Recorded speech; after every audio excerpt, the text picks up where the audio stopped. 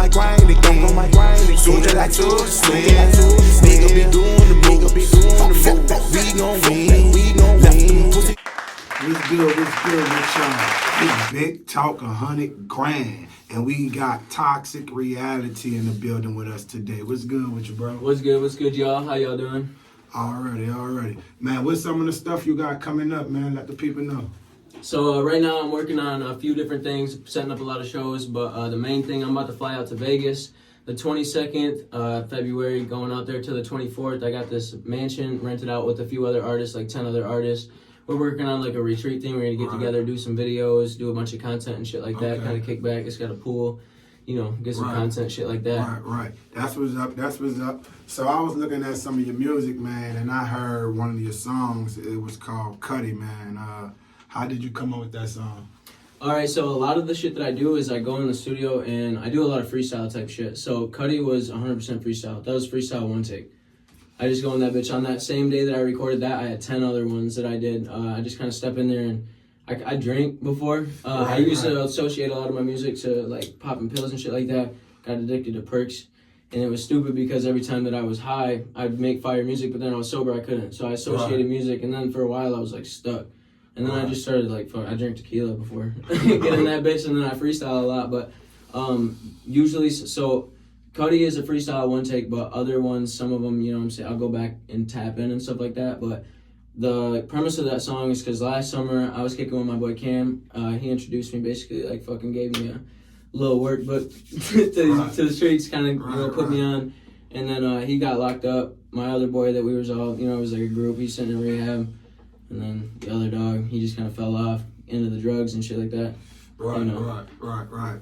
So, you from Flint? Are you from Owasso? I'm from Owasso. And then I went up to Cadillac up north. I kind of grew up there for a little bit. I got 231 tatted on my wrist for that. Right. Shout out to Cadillac. But then I came back down here when I was like 15. And went to school there, graduated for like 3 years, I move a lot now. I go like to California and travel a lot. Like I've been doing that shit for years. I go and canvas and do like petitions and shit. Right. That's dope. So how did you come up with the name Toxic Reality, bro?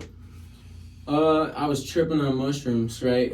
And my boy, he was fucking with me. It used to be A Millie come up because it was also inspired by Lil Wayne, that song, A Millie, you know what I'm saying? But my name, my government name starts with an A, and then my last name is Miller, so A Millie, and then R stand for royalty, so I was A Millie Royalty. Right. And then I was tripping, and my boy, he's like, hit me with them backwards questions, like, what if this is that, and this, and boom, and it's like a mind blow or whatever. There you go. And I already had this tattooed on my face. I got it when I was like 15, and he's like,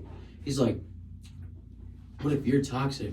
But this is your toxic reality. And then, I don't know, like that for some reason blew my mind, and I was like, I'm toxic reality. This is my toxic reality, so it's like, this is my toxic reality, welcome to it. Right. That's dope. What are some of the artists that inspired you, man, to do this music? The first one that I really hate to say is Machine Gun Kelly. Okay. When I was like 15, it was the time when he came out with like Alpha Omega and shit like that. And when he was like actually still, before like all the transition type shit where he went into now, which I still respect, I still fuck with it all. I don't have any major opinion on it all, but just like the story, like his whole lace up, movement and shit like that. It was it's like a family. It gave you a sense of like community, and his music was pretty strong. It made you feel so. That really kind of got me into making my story, because I used to set up my phone like in the garage and shit like that, and do them little things, write in my notepad, kind of talk about what I was going through. So that was probably the major one. And then when I started going through high school, I started listening to like Young Boy and Lil Skies. Young Boy ended up being my favorite. But the craziest thing is that I never really got too much into like older fucking not older, but like the basis of hip hop. Like I know like the history of everything like that. But even like early 2000s, like I wasn't like stuck on Wayne or anything like that, because I didn't start getting into like music until 2014. When I was like 15 years old. Okay. Which is crazy to me. I hate saying that because people be like, what? Like, you know what I'm saying? But what is what are some of the artists that you then worked with so far? So I was never really big on features for a while. I always had the idea of like I wanted to like do my own shit and like not have to. I always thought buying a feature was like, in a way, like promoting or paying for plays in a way, until, you know, I kind of like was like got past that. But I've worked with Felix the Don. He's out of Detroit. I don't know if you've ever heard of him. He found me on Instagram. He was pretty cool. He posted me on his stories. But he's done songs with like Future and Sada Baby because he's out there. That was pretty cool. Eon Zero, he's got like 200,000 monthly listeners. He's owns like a studio. That's where I record and stuff like that. Working on a song with him right now. He just got signed, and so it's gonna be the last song before he gets signed that he has a feature out. So those are the main two. Austin Rudin, he's from Vegas. He's my video guy. Okay. He's a bit bigger than me, probably 100,000 monthly listeners. And then I just kind of got little random ones with features with friends, you know. Right. So, if you could tell an artist any kind of words of encouragement, like coming up under you, man, what would you tell them? Go get some money, because honestly, it took me forever to get my foot in the door or anywhere, or be able to get into a studio and make like quality sound music that people would fuck with and respect, until I had like money to pay to go and do that shit, because people's services aren't cheap, you know what I'm saying? You can't expect someone to sit down, because you know, even the person that you're paying might not even fuck with your music, you know what I'm saying? Finding people that actually fuck with you and being around people that, you know what I'm saying, actually fuck with you is probably the biggest important thing, and having a bag under you and behind you is probably the most important part. So one of the biggest things in the news today, bro, I don't know if you following it or whatever, I ask everybody that come on the show, what do you think about the Gunna situation? You think he snitched or what? Just your opinion. You can say you don't know.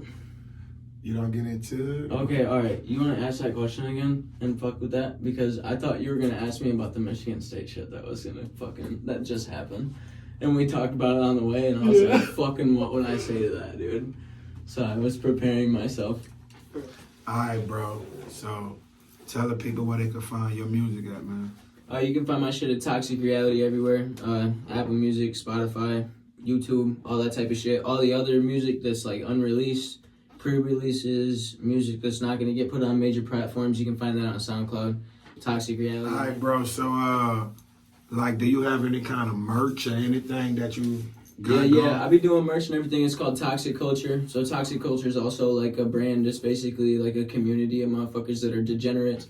This is like one of the pieces I got right now. Toxic Love is from an album that I released on Valentine's Day 2020 or something like that. But you can find it at toxicculture.com. Culture with a K. All the other shit is on Instagram, Toxic Culture 21. But we got hoodies, backpacks, trap sacks, shirts, you know, anything really. Alrighty, y'all go get that, man. Check them out. Y'all tap in with homie, man.